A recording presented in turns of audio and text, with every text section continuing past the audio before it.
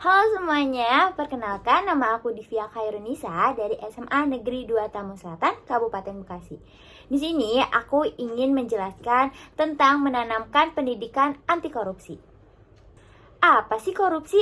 Korupsi adalah penyelewangan atau penyalahgunaan uang negara, perusahaan, organisasi, yayasan, dan sebagainya untuk keuntungan pribadi atau orang lain. Pengertian korupsi merupakan tingkah laku yang menyimpang dari tugas-tugas resmi sebuah jabatan negara sebab keuntungan status atau uang yang menyangkut pribadi, perorangan, keluarga dekat, kelompok sendiri, dan lain sebagainya atau melanggar aturan-aturan pelaksanaan sejumlah tingkah laku pribadi. Dampak negatif korupsi bagi bangsa dan negara. Yang pertama, yaitu hilangnya kepercayaan. Penurunnya kepercayaan masyarakat terhadap lembaga negara korupsi menciptakan citra negatif terhadap pemerintah dan lembaga-lembaga publik. Mengurus fondasi kepercayaan publik yang merupakan aspek vital dalam menjaga stabilitas negara. Yang kedua, ada sangat merugikan negara. Korupsi mengakibatkan melambatnya pertumbuhan ekonomi suatu negara, menurunnya investasi, meningkatnya kemiskinan, serta meningkatnya ketimpangan pendapatan. Yang ketiga, ada menghambat fungsi pemerintah.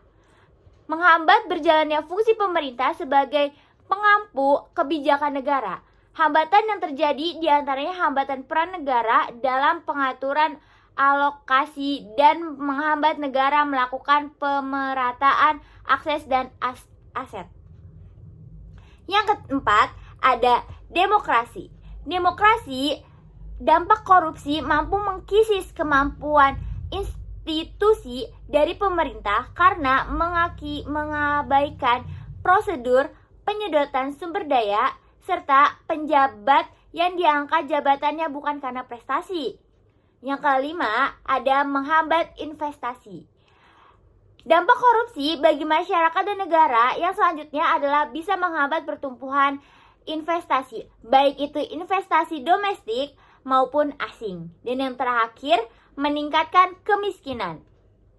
Dampak korupsi bisa menyebabkan kemiskinan dalam masyarakat. Selain menimbulkan efek secara langsung, korupsi juga bisa menimbulkan efek tidak langsung terhadap kemiskinan. Alur korupsi ini awalnya memberi dampak pada penurunan pertumbuhan perekonomian yang akhirnya bisa menyebabkan angka kemiskinan semakin naik. Adapun nilai-nilai anti korupsi. Yang pertama, seseorang yang menjaga integritas akan memiliki sikap yang mencegahnya untuk melakukan tindak pidana korupsi. Karena itulah nilai-nilai integritas menjadi salah satu hal penting dalam pencegahan korupsi. Yang kedua, sikap lurus hati, tidak berbohong, tidak curang, dan tulus ikhlas. Seseorang dengan nilai kejujuran di hatinya tidak akan pernah korupsi, karena tahu tindakan tersebut adalah bentuk kebohongan dan kejahatan. Dan yang terakhir, akuntabilitas. Pemerintah berarti bahwa para pejabat publik bertanggung jawab atas tindakan dan keputusan mereka kepada publik dan lembaga-lembaga pengawas seperti Komisi Pemberantasan Korupsi atau biasa disebut dengan KPK. Menerapkan nilai-nilai anti korupsi dalam kehidupan.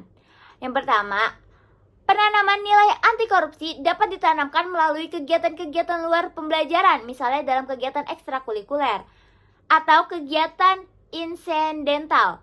Penanaman nilai dengan model ini lebih mengutamakan pengolahan dan penanaman nilai melalui suatu kegiatan untuk dibahas dan dikupas nilai-nilai hidupnya. Yang kedua, selalu bersyukur.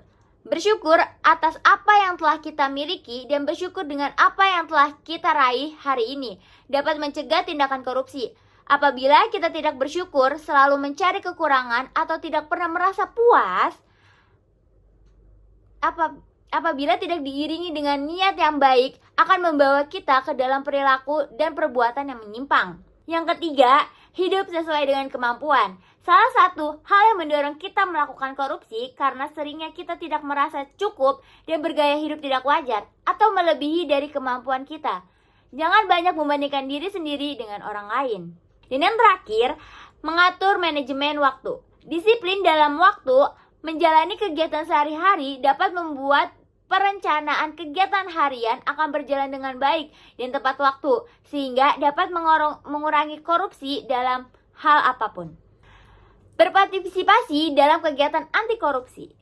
Penanganan kasus korupsi bukan hanya merupakan tanggung jawab Komisi Pemberantasan Korupsi atau KPK dan penegak hukum saja, tetapi juga memerlukan peran serta masyarakat yang baik. Sangat penting mengingat bahwa KPK tidak memiliki perwakilan di daerah. Maka cukup sulit untuk KPK dalam mengawasi tindak pidana korupsi di seluruh Indonesia. Dengan adanya partisipasi masyarakat di daerah, maka akan membantu KPK dalam menjalankan tugasnya untuk memberantas tindak pidana korupsi. Jauhi korupsi. 1. Mulailah untuk menjauhi perilaku korupsi dari hal-hal kecil seperti jangan korupsi waktu.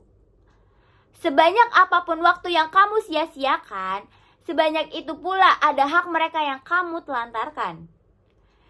Jauhi korupsi bila engkau tidak ingin rugi dunia akhirat. Sungguh, koruptor adalah seburuk-buruknya pencuri sekaligus pengkhianat. 3. Indonesia besar karena adab dan ramah tamah. Maka jangan kau lukai kebesaran ini dengan tindak korupsi. Kesimpulan yang bisa kita ambil dari pembelajaran ini ialah korupsi dan kejahatan adalah kejadian sosiologis endemik yang muncul dengan frekuensi reguler di hampir semua negara pada skala global dalam berbagai tingkat dan profesi. Data tersebut menunjukkan korupsi sedang meningkat. Setiap negara mengalokasikan sumber daya domestik untuk pengendalian dan pengaturan korupsi dan pencegahan kejahatan.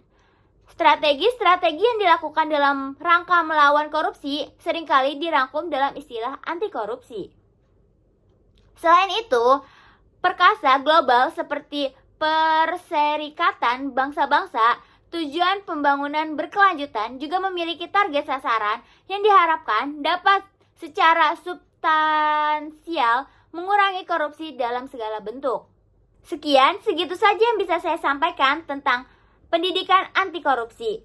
Semoga kalian semua bisa mempelajari dan menghindari perilaku tidak baik dari korupsi.